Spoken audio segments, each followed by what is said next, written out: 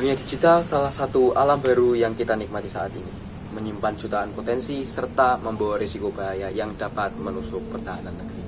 Di sini saya tidak hanya ingin menjelaskan ataupun memaparkan, tapi juga mengajak seluruh penonton untuk bertukar pikiran secara logis dan kritis. Kali ini kita akan membahas tentang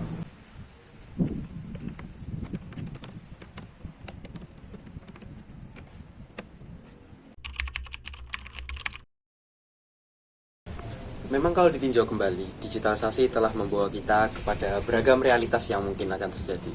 Tapi bukan berarti kita tidak bisa bersiap menghadapi tantangan baru ini. Karena jika dilewati, segala dampak positif dari dunia digital ini memberikan kita suatu nafas baru dalam perkembangan negeri. Sekarang kita akan meninjau segala faktor dari suatu aspek negara yang terdampak, yaitu nasionalisme. Nasionalisme sendiri telah menjadi landasan penting bagi identitas dan persatuan sebuah bangsa. Di tengah era di mana teknologi mengubah hampir setiap aspek kehidupan, konsep nasionalisme juga mengalami transformasi. Oleh karena itu, saya ingin menganalisis lebih lanjut terkait hal ini. Definisi dari nasionalisme sendiri telah bertransformasi dan cukup berbeda dibandingkan dengan nasionalisme konvensional. Dari definisinya saja sudah cukup berbeda. Jika dilihat definisi dari nasionalisme konvensional, secara umum didefinisikan sebagai perasaan cinta dan bangga terhadap tanah air, serta komitmen untuk mempertahankan dan memajukan kepentingan bangsa. Ini mencakup kebanggaan terhadap budaya, bangsa, dan sejarah nasional. Sementara kalau kita lihat dari nasionalisme di era digital, ia mencakup lebih dari sekedar simbol fisik seperti bendera ataupun lagu kebangsaan. Nasionalisme digital sendiri melibatkan upaya untuk mempertahankan identitas nasional di dunia maya, mendukung produk dan konten lokal, serta menjaga kedaulatan digital dari pengaruh asing. Lalu, kalau ditanya apa saja implementasi dari semua ini, bagaimana cara kita menerapkan nasionalisme dalam era ini, apa saja yang harus dipersiapkan. Jika ditanya bentuk implementasi, ada poin pertama yang akan saya sampaikan adalah membentuk identitas digital. Poin pertama memiliki beberapa poin cabang. Cabang pertama yaitu mendorong penggunaan bahasa dan konten lokal dalam platform digital. Kita sudah mulai sering melihat banyak konten di Indonesia menggunakan bahasa Indonesia, bahkan bahasa daerah. Jadi jika dilihat, kebanggaan kita terhadap budaya bahasa sudah tidak perlu diragukan lagi. Yang jadi masalah adalah isi dari konten tersebut. Konten-konten yang beredar dan sering booming atau tenar seringkali merupakan konten yang hanya berisikan kontroversi, berisi hal-hal yang hanya sebatas sensasi, tapi tidak menutup juga banyak konten-konten yang benar-benar mendidik. Seperti contoh channel YouTube Chandra Liau, konten kreator yang berkecimpung di dunia sinematografi, dunia fotografi, dan seni visual digital. Isi kontennya yang kebanyakan merupakan penjelasan dari teknik-teknik yang digunakan dalam produksi film dengan budget tinggi, seperti film-film papan atas dan lain-lain, dan ditiru dengan budget seadanya, dan dikemas dengan gaya penyampaian yang cenderung komedi mengundang tawa. Ada juga channel-channel seperti Ferry Irwandi, channel yang menyuguhkan pembahasan terkait isu-isu kenegaraan, politik dengan gaya pembahasan yang serius dan mendalam. Penyampaian isu serta memecahkan sumber dari isu tersebut melalui riset dari para pakar dalam pada bidang-bidang tertentu, serta mengajarkan masyarakat atau penontonnya agar dapat memandang isu dari perspektif yang beragam dan memanfaatkan logika dalam pengambilan kesimpulan dari riset yang dilakukan.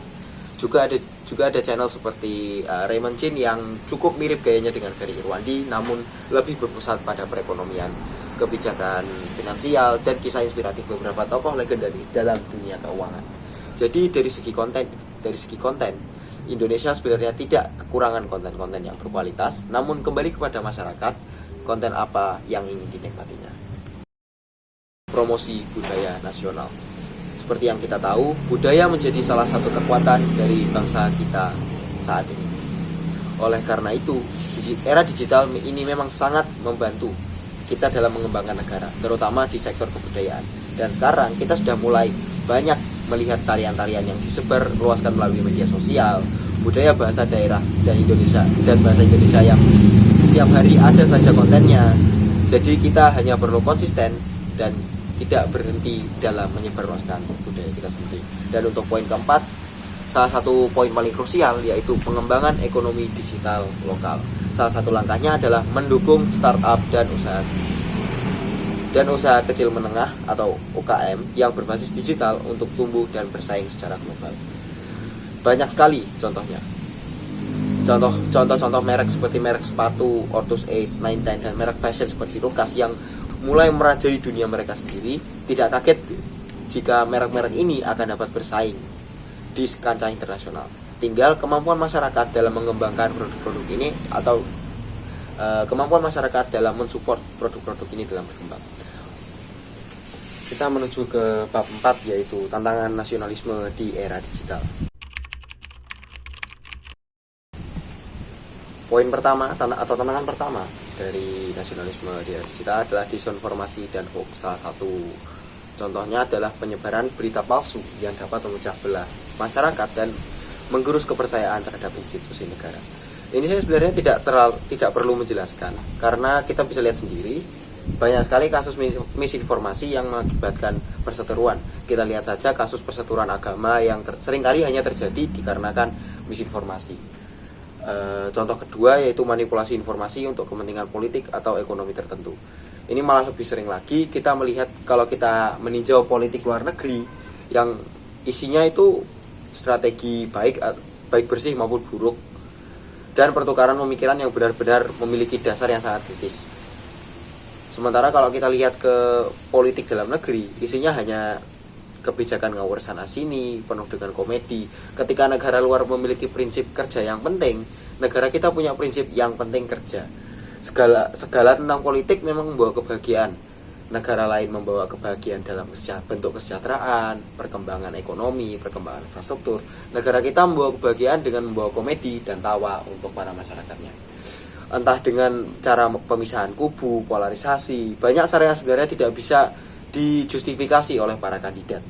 Tapi ya sama masyarakat dikonsumsi begitu saja, jadi saya tidak ada komen terhadap masalah ini. Tantangan kedua adalah globalisasi budaya.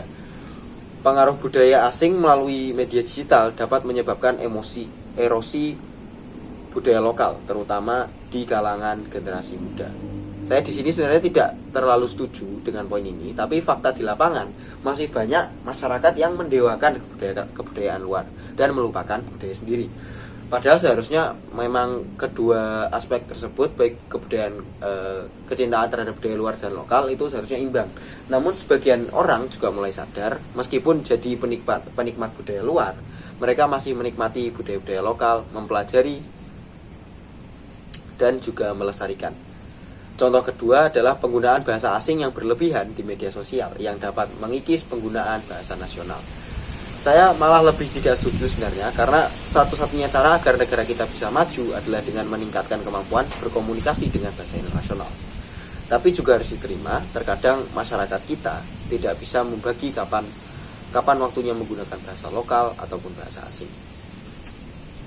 Jadi tantangan ini solusinya sebenarnya simpel, tinggal pintar-pintarnya dalam membagi waktu. Tantangan ketiga adalah ketergantungan pada teknologi asing. Pada poin ini sebenarnya ada satu poin yang sangat fatal jika salah ditanggulangi, yaitu potensi pengawasan dan eksploitasi data oleh pihak asing. Masalah ini sebenarnya sangat simpel untuk dijelaskan. Masyarakat yang tidak hati-hati, bahkan mungkin pemerintahan yang lalai dapat berdampak pada data masyarakat yang dapat dimanipulasi ataupun bahkan dimanfaatkan oleh pihak asing, bagaimanapun bentuknya. Bahayanya, negara asing akan mudah membodoh-bodohi negara kita, mudah membodoh-bodohi masyarakat kita. Solusinya cukup satu, berhati-hati dalam menginput data pribadi dalam forum apapun itu, dalam platform apapun itu. Selagi hal itu masih menyangkut data pribadi kita harus sangat berhati-hati dalam menunjukkan atau menampilkan data pribadi kita. Dan tantangan terakhir adalah tantangan ekonomi digital. Ini dari dulu juga sudah kita alami. Kita pernah melihat pasar-pasar lokal yang terpaksa tutup karena produk-produk murah dari luar negeri lebih mudah masuk dan lebih diminati oleh masyarakat. Cara menyiasatinya sangat simpel. Mulai memilih produk lokal seperti yang saya sendiri sudah mulai lakukan. Mungkin belum ada yang, mungkin baru sedikit yang tahu kalau saya memang suka berolahraga, dan namanya olahraga kan pasti ada memerlukan perlengkapan dalam berolahraga, baik itu sepatu, pakaian-pakaian dan lain-lain. Dan dari dulu saya memang sangat menyukai yang namanya produk luar ya, karena kualitasnya terjamin. Tapi dalam 2 tahun terakhir saya mencoba untuk berpindah ke produk lokal. Seperti contoh dua sepatu basket saya yang saya pakai selama bermain di SMA itu berasal dari merek lokal, bahkan dari seri yang sama, yaitu Ardiles seri Abraham Damar. Dan kualitasnya juga sangat bagus, tidak kalah dengan produk luar, dan yang pastinya jauh lebih murah. Jadi untuk solusi dari tantangan ini sebenarnya sangat simpel, tinggal kembali ke masyarakat. Kapan kita akan mulai menggunakan produk-produk dalam negeri? Kita berlanjut ke bab selanjutnya, yaitu contoh perilaku nasionalisme di era digital.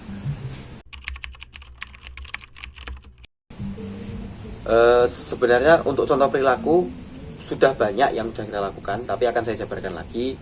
Poin pertama yaitu menggunakan dan mempromosikan produk-produk lokal seperti yang sudah saya sampaikan tadi. Kedua yaitu memproduksi konten positif dan inspiratif, seperti yang saya lakukan sekarang ini, yaitu menjelaskan bagaimana kita dapat mengimplementasikan nasionalisme di era digital. Dan mungkin juga seperti konten-konten yang saya sampaikan pada bab sebelumnya, di mana ada konten kreator yang mengajarkan cara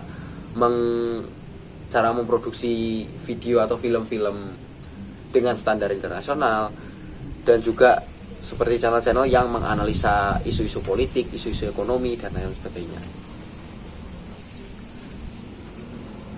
Terus cara ketiga juga adalah dengan memperkuat identitas nasional. Salah satu caranya adalah menggunakan bahasa Indonesia dalam interaksi di media sosial dan konten digital. Ya ini meskipun terlihat sepele, tapi ini juga sangat berpengaruh. Dengan memisahkan konten yang menggunakan bahasa asing dan bahasa lokal, kita bisa memastikan kita dapat menggapai audiens internasional, namun juga kita tetap dapat menyimpan atau dapat melestarikan bahasa-bahasa lokal kita. Karena mungkin saya yakini ada beberapa konten kreator yang memang ingin menggapai atau menarik para audiens atau penonton dari kancah internasional. Oleh karena itu mereka menggunakan bahasa-bahasa dari luar atau bahasa internasional seperti bahasa Inggris dan bahasa lain-lainnya. Tapi agar budaya bahasa kita tidak tergerus, alangkah baiknya kedua konten tersebut dipisah. Ada konten untuk bahasa luar sendiri dan untuk bahasa lokal sendiri. Dan contoh terakhir adalah dengan berpartisipasi secara aktif dalam kampanye nasionalis. Seperti yang baru marak-marak kemarin, yaitu unggahan mengenai peringatan darurat tentang mengawal keputusan MK dan lain-lain. Demonstrasi yang dilakukan terhadap pihak pemerintah yang dilakukan oleh masyarakat Indonesia, baik itu di dunia nyata ataupun dunia maya. Hal ini benar-benar sudah menjadi penerapan yang real atau penerapan yang benar-benar nyata dari nasionalisme di era digital, karena sekarang tidak hanya kita berdemo di dunia nyata, namun kita juga menyuarakan pendapat-pendapat kita atau menyuarakan suara-suara rakyat yang tertindas di dunia maya.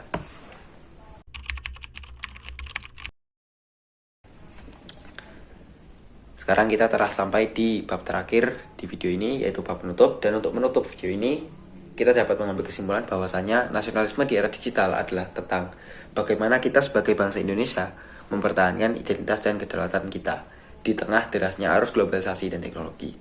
Tantangan yang kita hadapi memanglah besar, tetapi peluang yang ada juga tidak kalah signifikan.